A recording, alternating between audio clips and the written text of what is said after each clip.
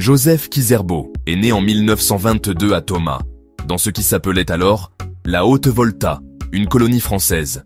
Il est né dans un monde où l'histoire de son peuple était racontée par d'autres, où la présence coloniale était une réalité quotidienne qui façonnait chaque aspect de la vie. Son père, Alfred Simon d'Ibban Ki-Zerbo, est souvent considéré comme le premier chrétien de la région, un fait qui a placé la famille à une intersection unique entre la tradition et le nouvel ordre colonial. Le jeune Joseph a grandi avec une profonde conscience de cette dualité, observant les traditions de son héritage mossi tout en naviguant dans les structures imposées par la domination française. Cet environnement précoce a semé les graines des questions auxquelles il allait passer sa vie à tenter de répondre. Qui sommes-nous? Et qui décide qui nous sommes? Son parcours intellectuel fut exceptionnel pour un jeune Africain de son époque. Il a commencé par l'enseignement primaire dans son pays natal avant de poursuivre des études plus avancées. Il a fréquenté le séminaire de Pabré et plus tard la prestigieuse école normale William Ponty de Dakar, au Sénégal, qui était un lieu de formation pour la future élite de l'Afrique occidentale française. Même dans ces institutions coloniales, conçues pour créer des sujets loyaux, l'esprit vif de Ki-Zerbo a commencé à percevoir les contradictions. Il a excellé académiquement, absorbant les connaissances européennes, mais il a aussi commencé à sentir les vastes histoires inédites de son propre continent. Cette soif d'une compréhension plus profonde l'a finalement mené au cœur même du pouvoir colonial, Paris. Arrivé à Paris après la Seconde Guerre mondiale pour étudier à la Sorbonne fut un moment charnière. La ville était un centre vibrant d'activités intellectuelles et politiques, effervescente de nouvelles idées sur la liberté, l'identité et la décolonisation. Ici, Ki-Zerbo a rencontré d'autres jeunes esprits brillants d'Afrique et des Caraïbes, comme Aimé Césaire et Léopold Sédar Senghor. Il s'est immergé dans l'étude de l'histoire, mais il était animé par un but précis. Il n'étudiait pas seulement l'histoire, il était en mission pour la récupérer. Il a réalisé que l'histoire enseignée dans les universités européennes présentait l'Afrique comme un continent sans passé, une terre sombre attendant d'être découverte et civilisée. Il savait que c'était un mensonge, un outil de domination. Son séjour en France a consolidé son engagement dans la lutte anticoloniale. Il est devenu un membre actif de la Fédération des étudiants d'Afrique noire en France, une organisation puissante qui militait pour l'indépendance. C'est dans cet environnement que son activisme intellectuel a pris forme. Il a compris que l'indépendance politique n'aurait aucun sens sans une libération intellectuelle et culturelle. L'Afrique devait se réapproprier son propre récit, raconter sa propre histoire, prouver que son histoire était aussi riche et complexe que n'importe quelle autre. Il est devenu le premier Africain à réussir le très compétitif concours de l'agrégation en histoire, une prestigieuse réussite académique en France. Ce n'était pas seulement un succès personnel, c'était une déclaration politique. Un Africain était désormais officiellement maître de la discipline, même utilisée pour effacer le passé de son peuple. Après avoir terminé ses études, Joseph Ki-Zerbo a pris la décision consciente de retourner en Afrique. Il aurait pu poursuivre une carrière universitaire confortable en Europe, mais son cœur et sa mission étaient sur son continent natal. Il est retourné en Haute-Volta, qui deviendra plus tard le Burkina Faso, pour se consacrer à l'éducation. Il croyait que la première bataille pour une véritable indépendance devait être gagnée en classe. Il a commencé à enseigner, partageant ses connaissances avec une nouvelle génération d'Africains, les encourageant à voir leur monde, non pas à travers une lentille coloniale, mais avec leurs propres yeux. Il voulait doter les jeunes des outils critiques pour déconstruire les mythes coloniaux et construire un nouvel avenir basé sur une solide compréhension de leur propre héritage. Sa contribution la plus monumentale à cette libération intellectuelle fut son livre révolutionnaire, Histoire de l'Afrique noire, publié pour la première fois en 1972. C'était plus qu'un simple livre, c'était un acte de restauration historique. Pendant des siècles, l'histoire de l'Afrique avait été écrite par des étrangers, souvent avec préjugés et ignorance. Ils avaient dépeint le continent comme statique, sans progrès ni événements significatifs avant l'arrivée des Européens. Le travail de Ki-Zerbo a brisé ce récit. Il a méticuleusement rassemblé des preuves provenant des traditions orales, de l'archéologie, de la linguistique et des sources écrites pour reconstruire le passé long et dynamique du continent, depuis les civilisations anciennes comme l'Égypte et Kouch, jusqu'aux grands empires médiévaux du Ghana, du Mali et du Sanghaï. L'impact de l'histoire de l'Afrique noire fut immédiat et profond. Il a fourni, pour la première fois, une histoire complète et accessible du continent écrite du point de vue africain. Il est devenu un texte essentiel pour les étudiants, les universitaires et les gens ordinaires à travers l'Afrique et la diaspora. Il leur a donné un sentiment de fierté et une base solide sur laquelle construire leur identité. Le livre a démontré que l'Afrique n'était pas un continent sans histoire, mais le berceau même de l'humanité, avec un passé rempli d'innovations, de sociétés complexes et de cultures vibrantes. Il a armé une génération d'Africains de la connaissance que leurs ancêtres n'étaient pas des sujets passifs, mais des acteurs actifs de leur propre histoire, bâtisseurs d'empires et créateurs d'art et de sciences. Le travail de Ki-Zerbo ne s'est pas arrêté à son propre livre.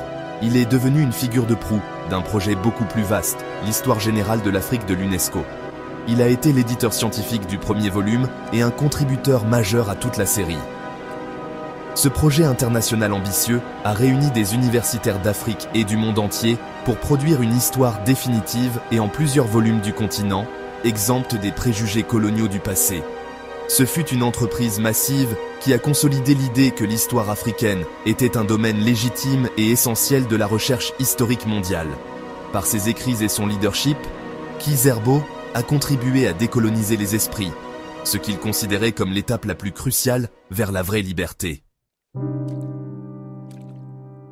Les convictions de Joseph Ki-Zerbo ne se limitaient pas aux pages des livres ou aux murs d'une salle de classe.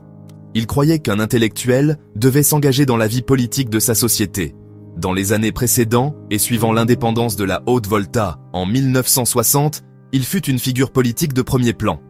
Il a fondé son propre parti politique, le Mouvement de Libération Nationale, prônant une voie d'indépendance véritable et non un simple transfert symbolique de pouvoir qui laissait intacte la domination économique et culturelle. Il était un fervent critique du néocolonialisme, l'influence continue des anciennes puissances coloniales sur les nations africaines nouvellement indépendantes par le biais de pressions économiques et politiques. Il a averti que la liberté politique serait vide si l'Afrique restait économiquement dépendante du monde extérieur. Ses principes inébranlables et son opposition vocale à la règle autoritaire l'ont souvent mis en désaccord avec les régimes de son pays. Le climat politique est devenu de plus en plus instable, et en 1983, un coup d'État militaire a porté un nouveau gouvernement au pouvoir. Le parti politique de Ki-Zerbo a été interdit, et il a été contraint à l'exil. Lui et sa famille ont trouvé refuge au Sénégal, mais il n'a jamais cessé sa lutte. Depuis l'exil, il a continué à écrire, à parler et à organiser, devenant une voix puissante pour la démocratie et les droits de l'homme en Afrique. Son exil fut une période douloureuse, mais il a aussi amplifié son message, le transformant en un symbole panafricain de résistance contre les dictatures locales et l'ingérence étrangère. L'assassinat du leader révolutionnaire Thomas Sankara en 1987 a marqué un autre chapitre sombre pour le Burkina Faso, mais il a finalement ouvert la voie au retour de Ki-Zerbo. Il est revenu dans son pays natal en 1992, non pas pour prendre sa retraite, mais pour réintégrer l'arène politique. Il a fondé un nouveau parti, le Parti pour la démocratie et le progrès, et s'est présenté à la présidence. Bien qu'il n'ait pas remporté l'élection, sa présence a revitalisé l'opposition démocratique et a ramené ses idées fondamentales au centre du débat national. Il est resté un homme d'État âgé respecté, une boussole morale pour une nation qui luttait pour trouver son chemin. Sa carrière politique fut un témoignage de son courage et de sa conviction qu'il faut toujours se battre pour ses idéaux, quel qu'en soit le coût personnel. Tout au long de sa vie politique, que ce soit au pouvoir, dans l'opposition ou en exil, le message de Ki-Zerbo est resté cohérent. Il s'est battu pour une Afrique véritablement souveraine, non seulement politiquement, mais aussi économiquement et culturellement. Il s'est opposé à l'adoption sans discernement de modèles étrangers de développement et de gouvernance. Il croyait que l'Afrique devait trouver ses propres solutions, enracinées dans ses propres réalités et valeurs. Sa lutte politique était simplement l'application pratique de son travail historique. Tout comme l'Afrique devait se réapproprier son passé, elle devait aussi prendre le contrôle de son présent et de son avenir. Il a dédié sa vie à cette double bataille pour la mémoire et pour la souveraineté. Au centre de toute la philosophie de Joseph Ki-Zerbo se trouvait le concept de développement endogène. C'était sa réponse à la question cruciale de savoir comment l'Afrique pouvait progresser après des siècles d'exploitation et de colonialisme. Il soutenait que le développement ne pouvait être importé ou imposé de l'extérieur. Il devait croître de l'intérieur, de manière endogène. Cela signifiait s'appuyer sur les propres ressources de l'Afrique matérielles et humaines. Cela signifiait valoriser les connaissances locales, renforcer l'agriculture pour assurer la sécurité alimentaire et créer des industries qui répondaient aux besoins des peuples africains, et non aux marchés étrangers. C'était un appel à l'autosuffisance et à un modèle de développement durable, équitable et culturellement approprié. Cette idée de regarder vers l'intérieur était révolutionnaire. À une époque où de nombreux dirigeants africains cherchaient à copier des modèles occidentaux ou orientaux, Kizerbo insistait sur le fait que l'Afrique devait tracer sa propre voie. Il a dit la célèbre phrase « On ne développe pas, on se développe. On n'est pas développé, on se développe soi-même ». Cette simple phrase capture l'essence de sa pensée. Le développement n'est pas quelque chose que l'on fait à un peuple, mais quelque chose qu'un peuple doit faire pour lui-même. C'est un processus actif et conscient d'auto-transformation, et non une réception passive de l'aide et des idées étrangères.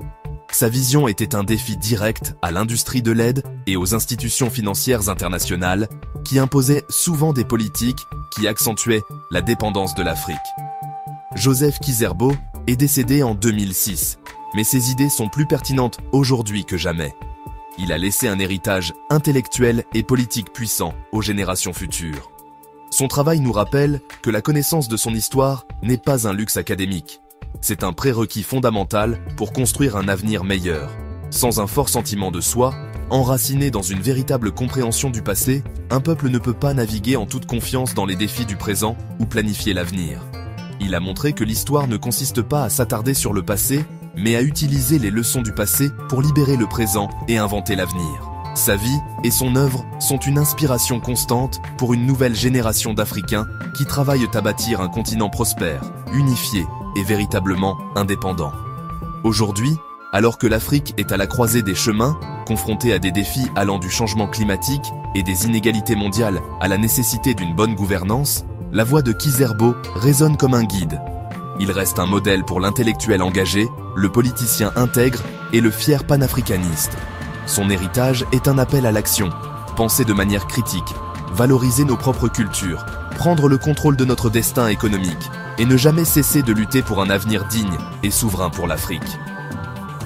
Le plan qu'il a tracé, celui de l'autosuffisance, de la fierté culturelle et du développement endogène, continue d'être la voie la plus prometteuse pour la renaissance africaine qu'il a si passionnément défendue.